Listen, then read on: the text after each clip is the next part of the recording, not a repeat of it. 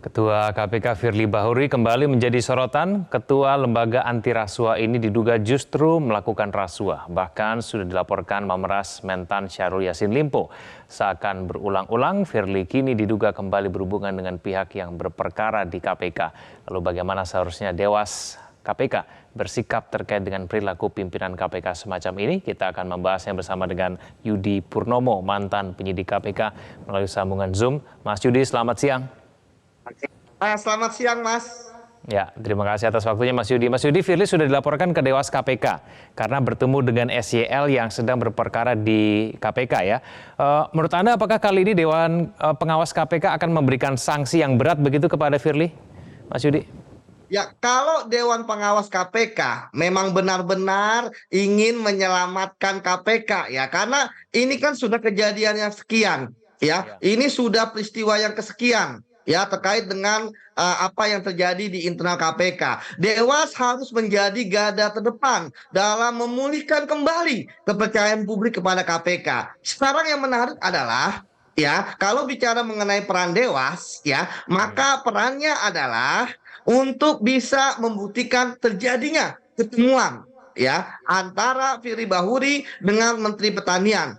Itu saja. Kalau masalah nanti dalam pertemuan itu ada dugaan pemerasan misalnya gitu kan dan sebagainya, itu udah ranah pidana, ranahnya kepolisian.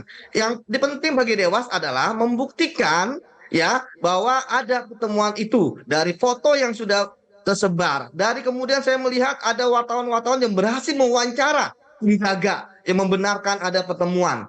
Cukup itu kan. Kemudian tempatnya pun juga sudah didatangi. Jadi barang buktinya udah kuat untuk bisa menjatuhkan sanksi ya terkait dengan disiplin etik gitu ya.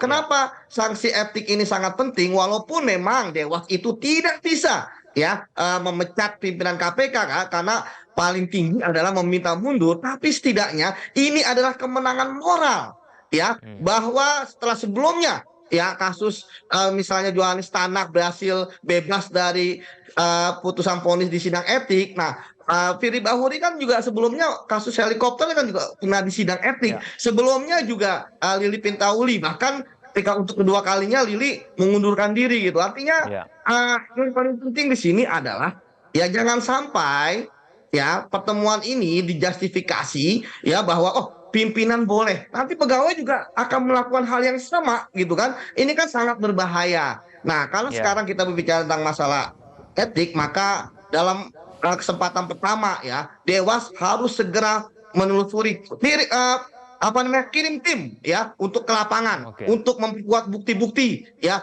Itu lapangan milik siapa ya, mengapa bisa di situ pertemuannya, siapa saja yang melihat. Ingat loh bahwa misalnya orang sekelilingnya Firly Bahuri kan ada ajudan, ada supir gitu kan, ada misalnya protokol ya kan, apakah mengetahui tentang pertemuan tersebut. Kemudian selain pihak internal KPK yang diperiksa, pihak eksternalnya juga ya tadi penjaga penjaga bulu tangkis itu ya, ataupun kemudian yang pemiliknya juga diperiksa dan lain sebagainya, termasuk juga orang-orang di Kemenhan ya, ada Menteri Pertanian juga perlu diperiksa juga gitu kan terkait dengan pertemuan, dan termasuk juga orang-orangnya. Tentu kan Menteri Pertanian bisa jadi punya supir, punya ajudan dan lain sebagainya. Saya pikir itu istilahnya peran Dewas di situ, walaupun kan sampai material pertemuan itu tentang apa, tapi ketika bertemu itu sudah jelas kok dalam peraturan etik KPK ya. Itu yang terjadi adalah copy paste dari undang-undang KPK, yaitu bahwa bertemu langsung atau tidak langsung ya. Kalau di undang KPK Sudah adalah pidana, maka ya. peraturan etik KPK itu adalah pelanggaran kode etik. Seperti itu Mas. Jelajahi cara baru mendapatkan informasi. Download Metro TV Extend sekarang.